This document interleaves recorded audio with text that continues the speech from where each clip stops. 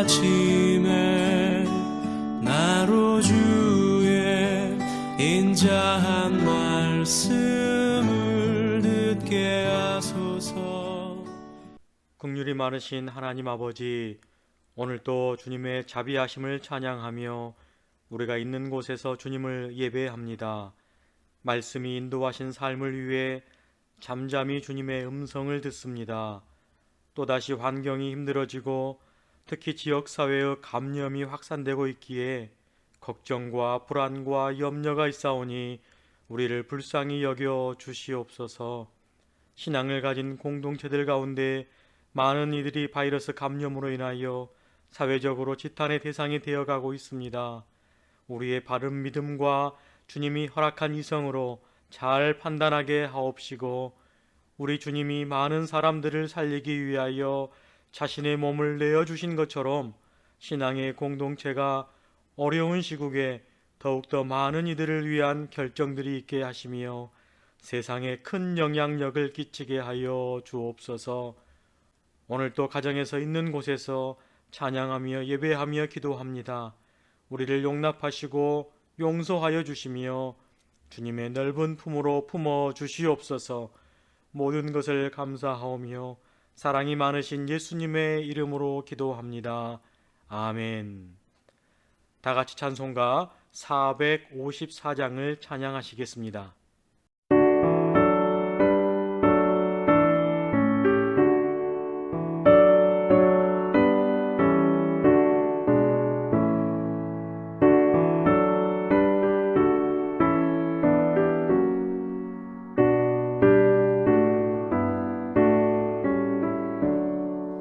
주와 같이 되기를 내가 항상 원하니, 온유하고 겸손한 주의 마음 주소서.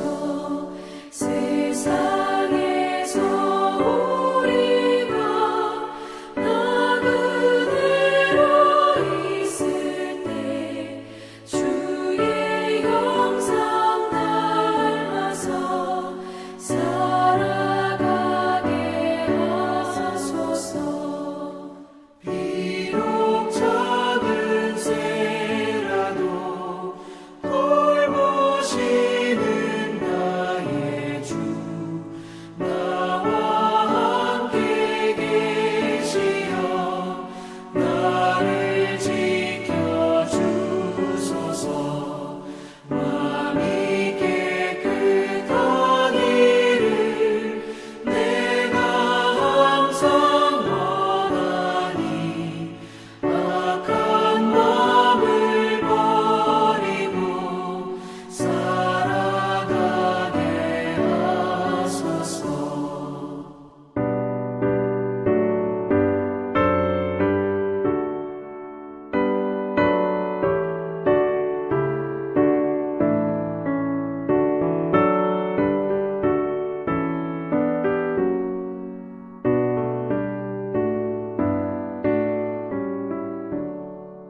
주와 같이 되기를 내가 항상 원하니, 주님 뜻을 따라서 살아가게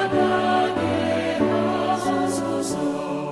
주 은혜로 거듭나 말씀 위에 굳게서 영원 무궁하도록 주와 함께 살리라. 아멘.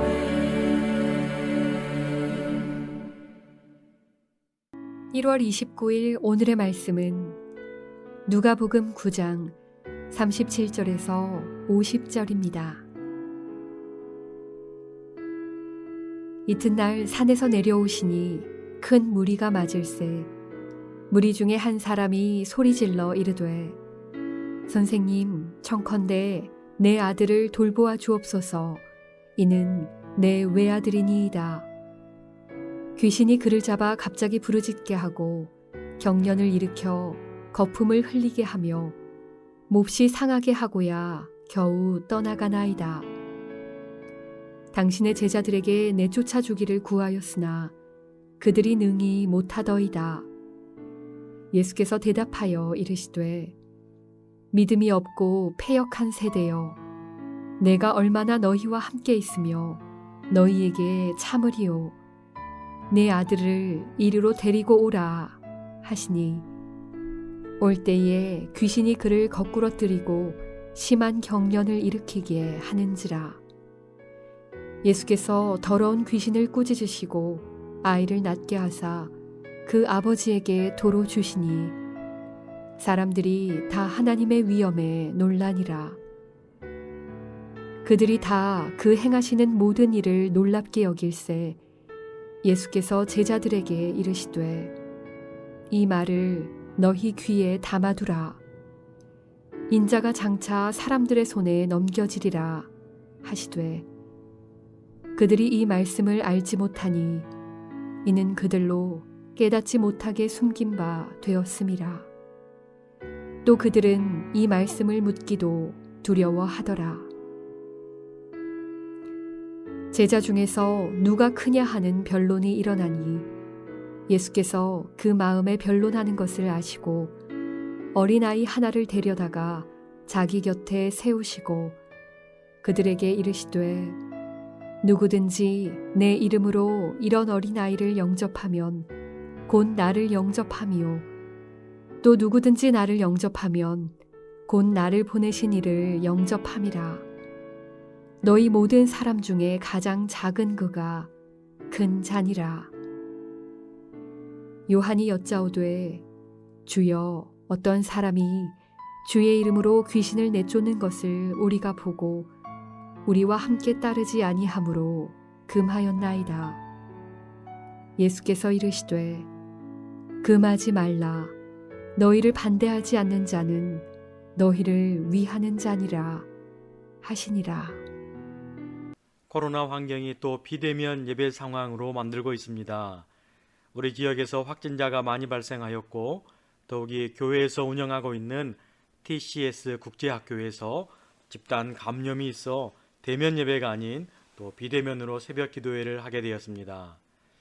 여러분이 매스컴에 통해서 알고 있지만 이 IM 선교회라는 곳은 인터내셔널 미션이라는 그 선교 단체였지만 대표로 있는 마이클 조시의 본래 직업이 영어 강사였기에 기독교 교리와 영어를 결합시켜 교육 사업에 주력을 하게 되고 해외 유학을 가는 비용이 많이 발생하기에 전국에 지부를 설립하게 되고 그곳에서 캠프와 합숙을 하면서 영어를 가르치는 학교로 성장을 하게 되었다라고 합니다.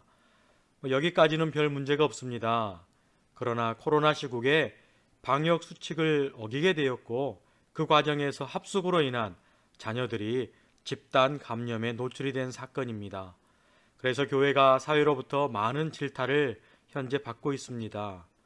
이런 일들이 더 이상 발생하지 않아야 하는데 마음이 참으로 아프고 한편으로는 책임을 많이 느끼고 있습니다. 그리스도인들이라고 하면 상식 이하의 선을 신앙이라는 것으로 포장하는 사람들이 아니라 우리는 창조주 하나님을 믿기에 상식을 뛰어넘어서는 사람들이 되어야 하는데 그렇지 못함에 더욱 안타까운 모습이 우리 안에 있는 것 같습니다. 오늘 본문은 예수님께서 예루살렘을 향해 올라가기 직전에 일어난 사건들입니다. 그러면서 이 사건들이 앞으로 예수님의 여정에 나타날 여러 가지 주제를 예고하고 있는 본문입니다. 예수님께서는 베드로와 요한과 야고보를 데리고 기도하기 위하여 산에 오르셨고 그곳에서 하나님의 음성도 들으며 변화산의 영광스러운 모습을 보여주신 후에 이튿날 산에서 내려오시게 됩니다. 많은 무리가 산에서 내려오시는 예수님을 환영하고 있는데 그 무리들 중에서 한 남자가 갑자기 예수님께 자신의 아들을 봐주시기를 간청하는 사건으로 오늘 본문이 시작합니다. 남아있던 예수님의 제자들에게 외아들의 경련과 함께 찾아온 그 귀신들을 내쫓아 주기를 구하였지만 제자들이 귀신을 쫓지 못하였기에 스승인 예수님을 기다렸다가 아들을 돌보아 주시기를 간청하는 장면입니다. 이제 예수님께서 산 아래에서 기다렸던 제자들에게 지적을 하십니다. 41절 상반절 말씀입니다. 예수께서 대답하여 이르시되 믿음이 없고 패역한 세대여, 내가 얼마나 너희와 함께 있으며 너희에게 참으리요. 분명 9장 1절에서는 예수님께서 제자들을 파송하면서 12제자를 불러 모으시고 모든 귀신을 제어하며 병을 고치는 능력과 권위를 주셨습니다. 그리고 하나님의 나라를 전파하면서 앓은 자들을 고치게 하려고 너희를 보냈다라고 말씀하셨습니다. 이 사건을 통하여 예수님께서는 하나님 아버지의 마음을 보여주고 계십니다. 믿음이 없고 패역한 세대여 라는 표현은 구약에서 하나님을 믿지 못한 광야 세대를 꾸짖을 때 사용한 표현이었습니다. 신명기 32장의 5절과 20절 말씀에 하나님의 자녀가 아니요 흠이 있고 삐뚤어진 세대로다. 그들은 심히 패역한 세대요 진실이 없는 자녀이미로다. 이렇듯이 예수님께서는 광야에서 이스라엘 백성의 상태에 탄식하고 계시는 하나님의 모습을 보여주고 계십니다. 그리고서 귀신 들린 아들 안에 있는 귀신을 꾸짖으시고 그 아이를 낫게 해주셨습니다. 그 광경을 지켜본 사람들이 다 예수님의 위엄에 놀라게 됩니다. 이 사건에는 두 가지가 내포가 되어 있는데요. 하나는 하나님의 신적 권위를 스스로 우리에게 보여주심이고, 또 다른 하나는 변화산 아래에 있던 제자들의 모습이 믿음이 없고 패역하다는 것입니다. 그렇습니다. 오늘날 우리의 삶 속에서도 우리는 복음서에서 가르쳐 주신 예수님의 모습을 하나님으로서 인정하며 따라가야 합니다. 율법의 완성자로 오셨고 우리를 구속하시기 위하여 오셨는데, 오늘날 우리의 신앙은 예수님을 깊이 묵상하고 있지 않은 것만 같습니다. 차별 없으신 예수님, 약한 자를 품어주시는 예수님, 어린 양의 모습이신 예수님, 말씀으로 가르치시는 예수님, 고치시는 예수님, 내 이웃을 내 몸과 같이 사랑하신 예수님, 오늘날의 시대에 교회된 우리가 따라가야 할 모습인 것 같습니다. 그리고 또 하나, 우리의 신앙의 모습이 제자들의 모습과 동일하다는 것입니다. 우리를 향하여 패역한 세대라고 합니다. 성경에는 여러 곳에서 패역이라는 표현이 많이 등장하는데요. 도리에 어긋나고 순리에 거스리는 것이 바로 패역입니다. 쉬운 말로 삐뚤어졌다라는 것인데요. 믿음과 신앙에 있어서도 뭔가 삐딱하다는 것입니다.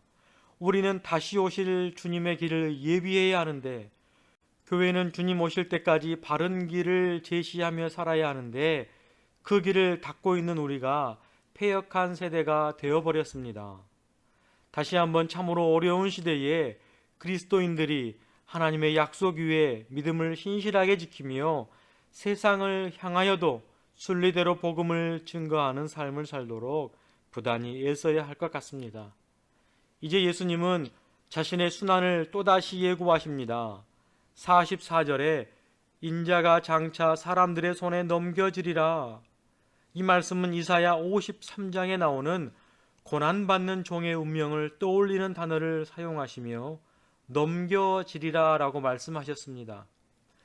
이처럼 사람들의 손에 넘겨지는 목적은 다른 수많은 사람들을 살리기 위함입니다. 그러나 제자들은 이 말씀을 알지 못합니다. 깨닫지 못하고 있습니다. 그리고 그 말씀을 다시 묻기도 두려워합니다. 왜냐하면 제자들은 자신들의 꿈을 해결해 주어야 할 스승 예수님이 죽음에 이른다는 사실을 수용하지 않기 때문입니다. 자신들의 욕망을 해결해 주는 것과 거리가 있는 교훈에는 귀를 닫는 모습이었습니다. 이러한 모습을 뒷받침하는 모습이 바로 다음 단락에 등장을 합니다. 제자 중에서 누가 크냐 하는 변론이 곧이어 일어납니다. 예수님은 어린아이 하나를 곁에 세우시고 말씀하십니다. 여기에 등장한 이 어린아이, 특히 누가복음에 등장한 이 비유 가운데 어린아이는 사회적 개념의 어린아이입니다. 낮은 위치에 있고 자신의 결정을 내세울 수도 없었고 어른들의 뜻에 복종하고 의존해야 하는 자가 바로 어린아이입니다. 그런데 제자들은 예루살렘을 향해 올라가면 자신들의 지위와 명예도 상승할 것으로 기대하며 서로가 누가 높은 지위를 획득할 것인지 지금 논쟁을 하고 있습니다. 이때 예수님의 가르침은 역설적 가르침입니다. 예수를 따름으로써 큰 자가 되는 길은 없다. 예수를 따르는 공동체는 낮은 곳을 지향함으로 높은 곳을 향해 가는 사회에 도전하도록 부름받았다는 사실을 제자들에게 예수님은 지금 교훈하고 계십니다.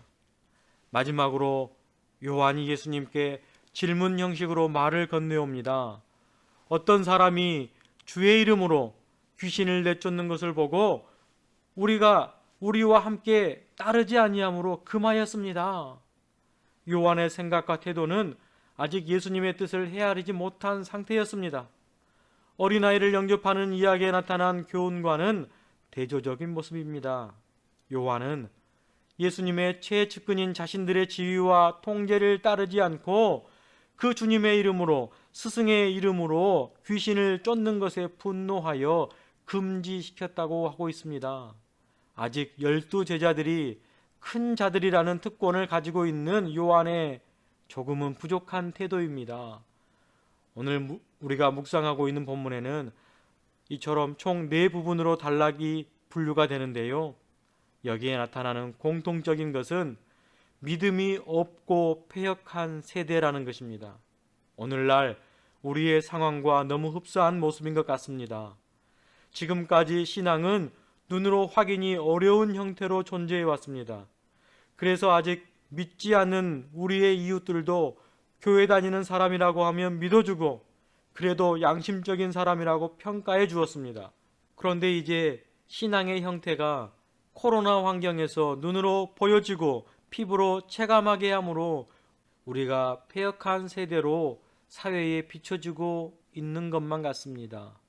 물론 여론과 언론이 잘하고 있는 교회의 모습을 보여주기보다는 일부 그릇된 모습만 보도하고 있다는 느낌이 강하지만 이 또한 우리가 겸허히 수용하고 더욱더 낮은 자의 모습으로 세상을 섬겨야 할 시대가 온 것만 같습니다. 오늘 또 함께 말씀을 묵상하고 계신 성도 여러분, 우리는 예수님의 제자들입니다. 하나님 나라의 백성입니다. 왕 같은 제사장들입니다. 우리가 무한 책임을 가지고 예수님의 가르침대로 살도록 더 노력하는 귀한 하루가 되시기를 주님의 이름으로 부탁을 드립니다. 기도하겠습니다. 창조주 하나님 아버지, 하나님의 형상대로 창조하신 사람들이 너무 힘들어하고 있습니다. 우리를 긍휼히 여겨주시고 불쌍히 여겨주시옵소서. 믿음이 없고 패역한 세대임을 고백하며 이 시간 용서를 구합니다. 용서의 하나님, 우리의 잘못들을 용서하여 주시옵소서. 다시금 주님의 뜻을 잘 분별하며 삶 속에서 낮아지기를 원하오니 우리의 모습이 더욱 겸손하게 하여 주시고 세상이 인정하는 그리스도인들 되게 하옵소서. 오늘 하루도 흩어져 생활할 때에 우리에게 주신 귀한 제자의 신분을 잘 감당하기를 원하오니 우리의 생각과 언행과 태도를 붙잡아 주시옵소서. 오늘 또 나라와 교회와 가정들을 위해 기도할 때에 우리의 소원의 기도를 응답해 주실 것을 믿사오며 이 모든 말씀 우리 구주 예수 그리스도의 이름으로 기도합니다. 아멘. 이 시간 나라와 교회와 또 각자의 개인 기도로 함께 나아가도록 하겠습니다.